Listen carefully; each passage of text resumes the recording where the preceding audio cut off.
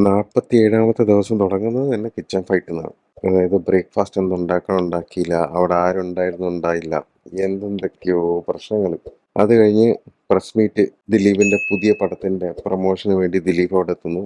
അവരെല്ലാവരുമായിട്ട് ഒരു press meet സംഘടിപ്പിക്കുന്നു. അതിനകത്ത് വളരെ രസകരമായിട്ട് പോയി. അതിനുശേഷം ജാസ്മിൻ രസ്മിൻ ഈ ജോലിയെ കൊണ്ടുള്ള കാര്യങ്ങളെക്കുറിച്ച് ഡിസ്കസ് ചെയ്യുന്നു. ജാസ്മിൻ അവിടെ പറയാൻ ശ്രമിക്കുന്നുണ്ട്, ഞാൻ ജോലിയിൽ നിന്ന് ഒളിച്ചോടുകയല്ല, ഞാൻ ചെയ്യുന്നുണ്ട് ഇതില്ലാന്ന്. അപ്പൊ രശ്മിൻ അവിടെ ക്ലിയർ ആയിട്ട് ഒരു കാര്യം പറയുന്നുണ്ട്. ആവശ്യത്തിന് എത്തുന്നതും 5 മിനിറ്റ് കഴിഞ്ഞ് എത്തുന്നതും തമ്മിൽ ഒരുപാട് വ്യത്യാസമുണ്ട്. മന്ദബുദ്ധി രശ്മിന് അത്രയെങ്കിലും പറയാൻ തോന്നിയല്ലോ, വലിയ കാര്യം.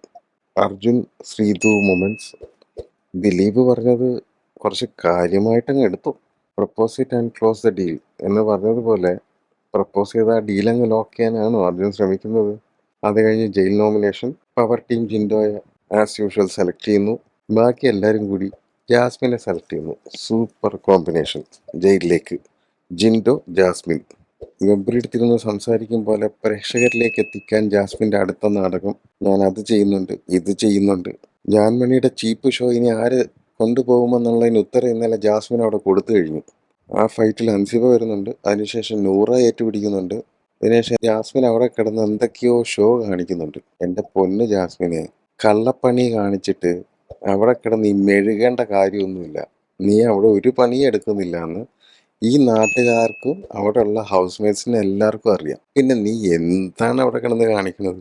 ചുമ്മാ ഷോ, സ്ക്രീൻ സ്പേസ് അതിനായിരിക്കും. പിന്നെ അമൃതവേണിയുടെ സ്പോൺസർ ടാസ്ക് വരുന്നു. ടീമെ ടാസ്ക് ജയിക്കുന്നുണ്ട്.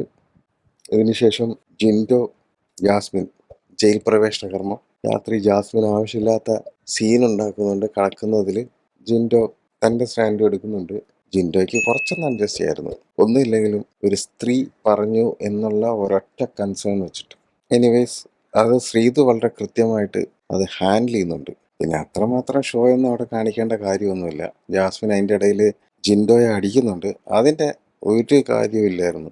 എനിവേസ് നടക്കട്ടെ. അങ്ങനെ ആ ദിവസവും അവിടെ അവസാനിക്കുകയാണ്.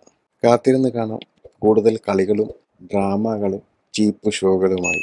Big Boss season 6 മുന്നേറട്ടെ.